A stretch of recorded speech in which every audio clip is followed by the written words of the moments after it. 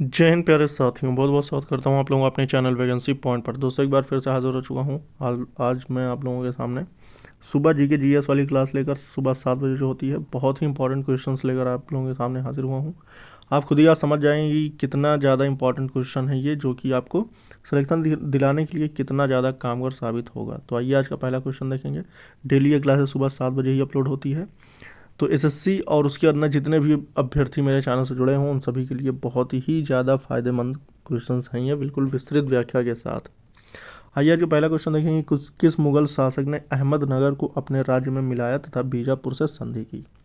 बीजापुर से संधि करने वाला राजा कौन सा था और जिसने अहमदनगर को अपने राज्य में मिला लिया था। बहुत ही फेमस क्वेश्चन है ये दोस्तों। 26 का जो हो जाएगा ये आपका हो जाएगा ऑप्शन नंबर, इसका जो ऑप्शन होगा ये ऑप्शन नंबर बी हो जाएगा, शाहजहां।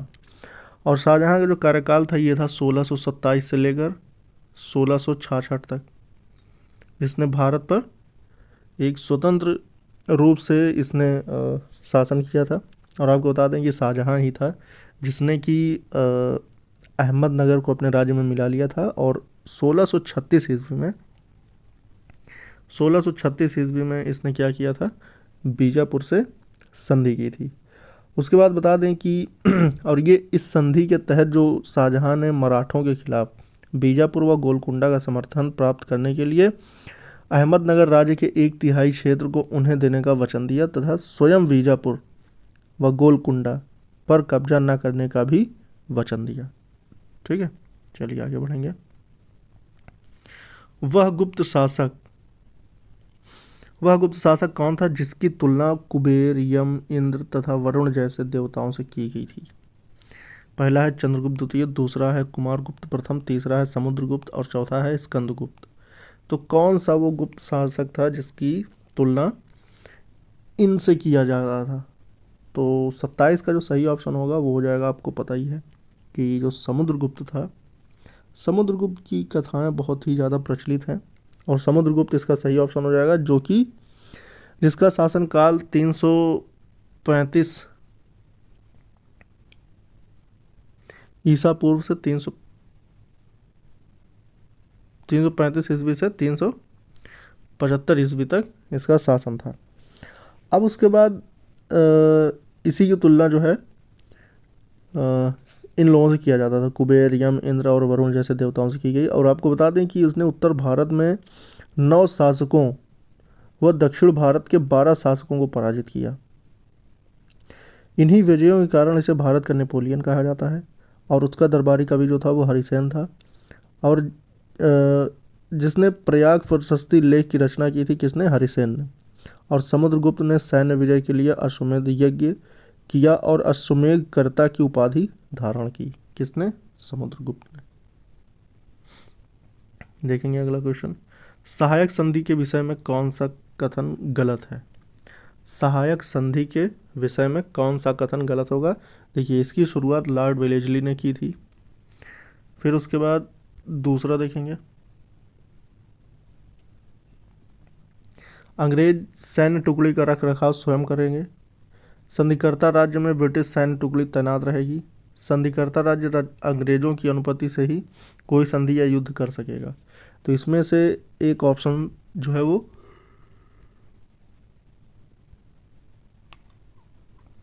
ऑप्शन जो होगा वो गलत होगा सहायक संधि के विषय में। तो 28 का जो सही ऑप्शन होगा ये हो जाएगा ऑप्शन नंबर सी। इसमें जो है संधिकर्ता राज्य में ब्रिटिश सैन्य टुकड़ी तैनात रहेगी। अगर कोई संधि होती थी तो वहाँ पर अंग्रेज़ों की सेनाएं जो हैं वो तैनात नहीं रहेगी, बाकी उसके अलावा और सारी चीज़ें रहेंगी जैसे लिखा, जैसे अंग्रेज सैन्य टुकड़ी का रख रखाव स्वयं करेंगी। ठीक है, जो वहाँ पे सैन्य टुकड़ी रखी जाएगी उसका निर्धारण तो अंग्रेज करेंगे, लेकिन वो अपनी सेना नहीं रखेंगे। संधिकर्ता राज्य अंग्रेजों की अनुमति से ही कोई संधि या युद्ध कर सकेगा। ठीक है, चलिए अब देखेंगे 29, जिसमें ये कह रहा कि ज्वालामुखी से निकलने वाले चने के दाने के समान छोटे खंड को क्या कहा जाता है। आपको बता दें कि 29 का जो सही ऑप्शन हो जाएगा ये हो जाएगा ऑप्शन नंबर सी, स्कोरियो कहा जाता है। ठीक है, देखिए, ज्वालामुखी से निकलने वाले चने के दाने के समान छोटे खंड को स्कोरियो कहा जाता है। और इसका जो उपयोग होता है सीमेंट निर्माण, स्मारक और मूर्ति बनाने में तथा पक्की सड़क के पत्थर व बगीचे की सजावट में किया जाता है। ठीक है।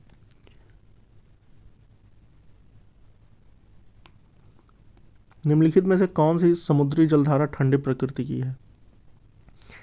एक समुद्री जलधारा जो कि ठंडी प्रकृति की है वो कौन सी है? इन चारों में से बताना है।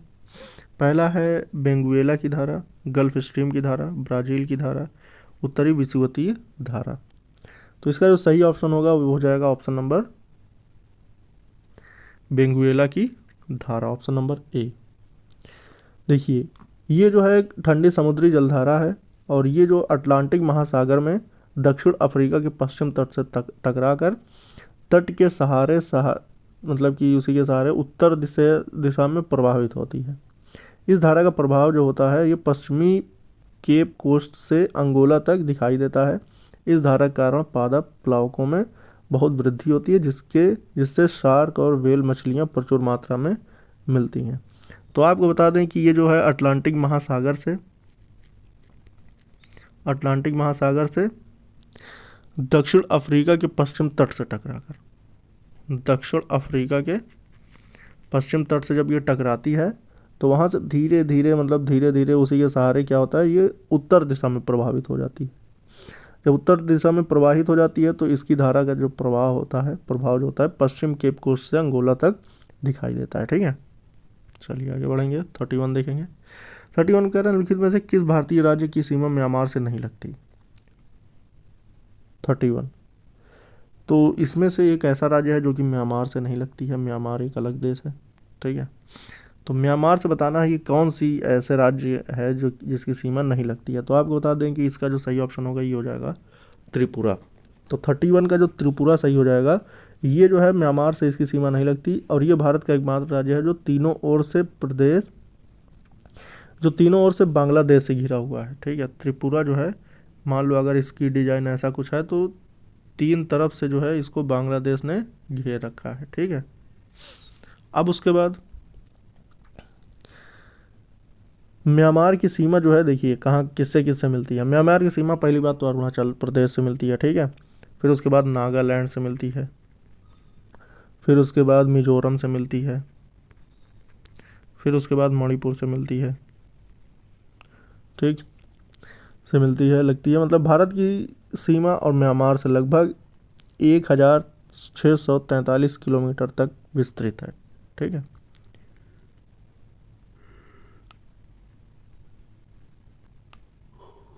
इतनी ज़्यादा भारत से सीमा साझा करती है। ठीक, 32 की बात करेंगे। भारत में मानसून का आगमन कब होता है? ये बहुत आसान क्वेश्चन आ गया। 32 का इसका सही ऑप्शन हो जाएगा जून के प्रारंभ में। ठीक है, देखिए भारत में मानसून का आगमन जून के प्रारंभ से हो जाता है और भारत में अधिकतर वर्षा लगभग 30% दक्षिण पश्चिम पास मानसून के कारण होती है। भारत की प्रायद्वीपीय आकृति के कारण दक्षिण पश्चिम मानसून दो शाखाओं में विभक्त हो जाता है। देखिए पहला जो होता है वो अरब सागर वाला। ठीक है, और दूसरा जो है ये बंगाल की खाड़ी वाला। अच्छा, इन दोनों में क्या फ़र्क है? देखिए अरब सागर की शाखा का मानसून और बंगाल की खाड़ी की शाखा का मानसून। अरब सागर शाखा का मानसून जो होता है सर्वप्रथम भारत के केरल राज्य में जून के प्रथम सप्ताह में आता है। ठीक है, और पश्चिम घाट पर्वत श्रृंखला से टकराकर केरल के तटों पर वर्षा करता है, जबकि बंगाल की खाड़ी की शाखा का मानसून गारो, खासी, जयंतिया पहाड़ियों पर अधिक वर्षा करता है। ठीक है, चलिए आगे बढ़ेंगे। 33 देखेंगे कि किसने कहा कि राष्ट्रपति का आपातकालीन अधिकार संविधान के साथ धोखा है?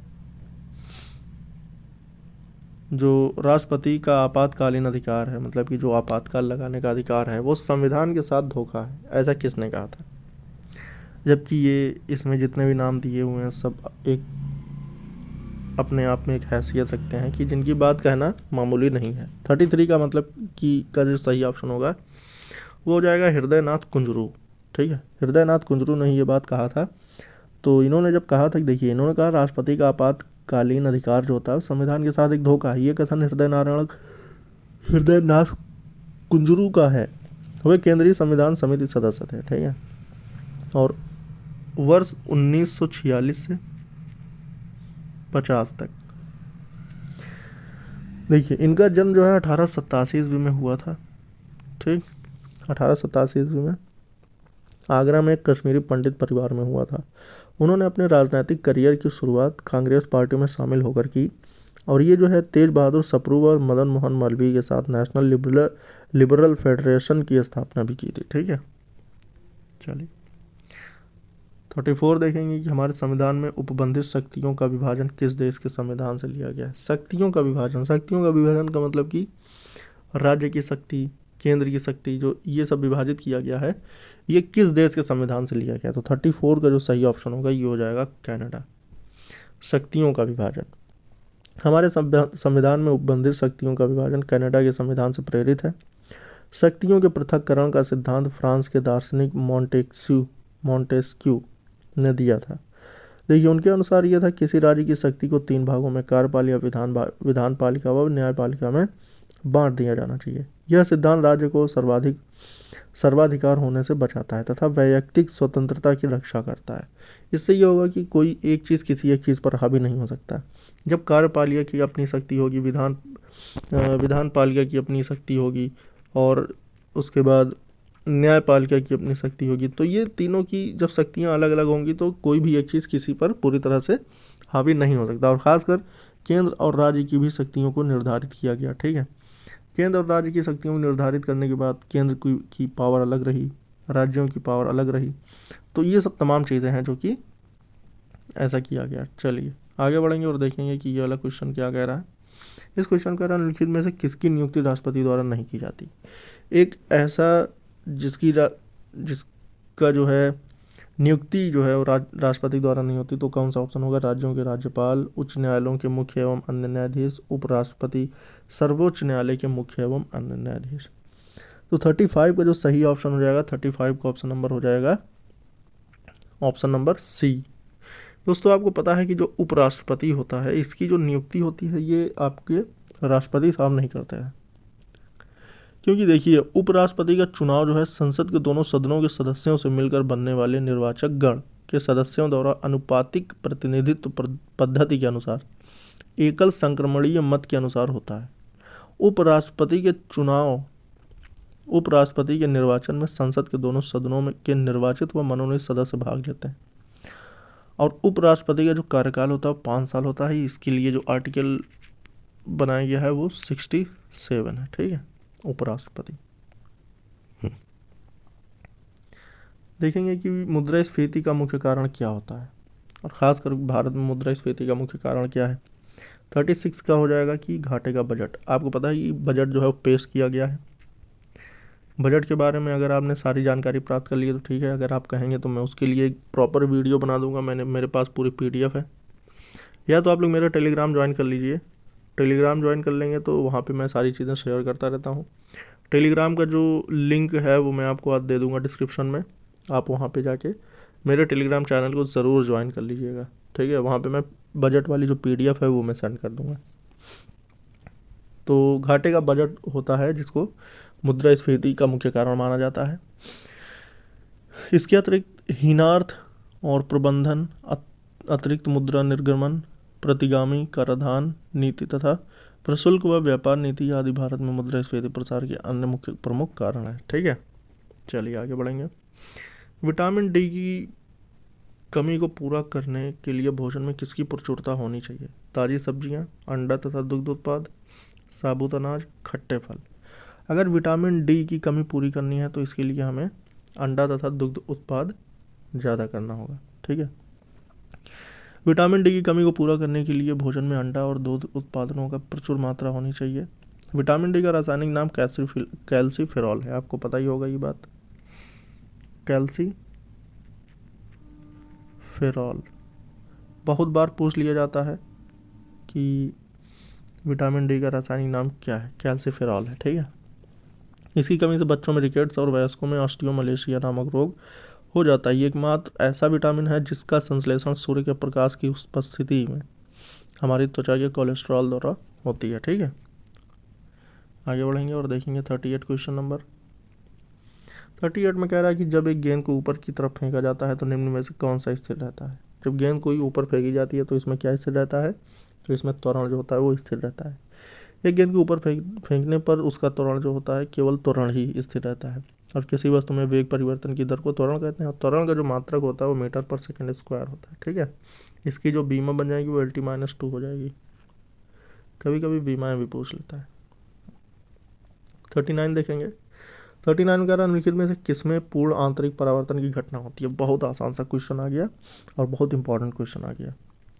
देखिए, पूर्ण आंतरिक परावर्तन तो चमचमाते हीरे में होता है। ठीक है, देखिए हीरे का चमचमाना, ये क्या है, पूर्ण आंतरिक परावर्तन के कारण ये एक घटना होती है। जब कोई प्रकाश किरण सघन माध्यम से विरल माध्यम में जाती है तथा आपतन कोण का मान क्रांतिक कोण से अधिक हो, तब प्रकाश विरल माध्यम में न जाकर परावर्तित होकर सघन माध्यम में ही वापस लौट आता है।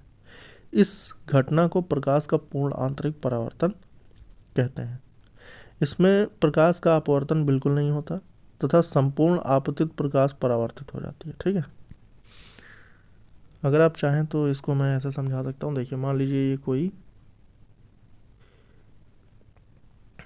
इस पर ये कोई, देखिए ये आपका तल है, ये आपका लेंस है। ठीक है, अगर कोई भी प्रकाश की किरण यहाँ पड़ती है, ठीक है, मान लीजिए ऐसे कुछ है, मैं इसको लेके चलता हूँ। ठीक है, इस पर, और उसके बाद इस पर कोई प्रकाश की किरण पड़ती है। ठीक है, तो ये यहाँ ना आकर ये लौट जाएगी। ठीक है, तो ये हो जाएगा ऐसा कुछ। चलिए आगे बढ़ेंगे। 40 क्वेश्चन नंबर, निम्नलिखित में से कौन सा एक विटामिन है। इन चारों में से एक विटामिन है, बाकी और सारे सारे जो नाम लिखे हैं वही हैं। 40 का क्वेश्चन नंबर जो सही हो जाएगा, देखिए साइट्रिक एसिड, ये कोई विटामिन नहीं। Folic acid, glutamic acid, linoleic acid.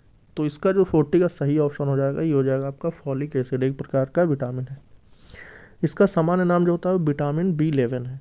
ठीक है, फॉलिक एसिड को ही B11 के नाम से जाना जाता है।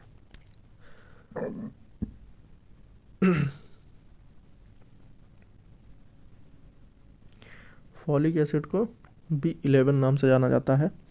और आपको बता दें कि इस विटामिन की कमी से एनीमिया और पेचिश रोग हो जाता है। इसके कारण इसके प्रमुख स्रोत जो होते हैं वो दाल, यकृत, हरी सब्जियां, अंडा, ये सब चीज़ें हैं जो कि फॉलिक एसिड को पूरा करने के लिए।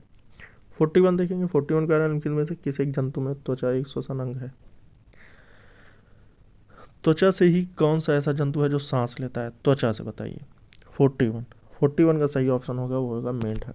मेंढक जो होता है वो अपनी त्वचा से ही सांस ले लेता है। मेंढक में त्वचा एक प्रमुख श्वसनीय अंग है और ये जंतु जगत में एम्फीबियन यानी उभयचर वर्ग का जंतु है। यह असमताप होते हैं तथा इनका जो हृदय होता है वो त्रिवेशमी अर्थात 3 चैम्बर वाला होता है, अर्थात 2 आलिंद व 1 निलय।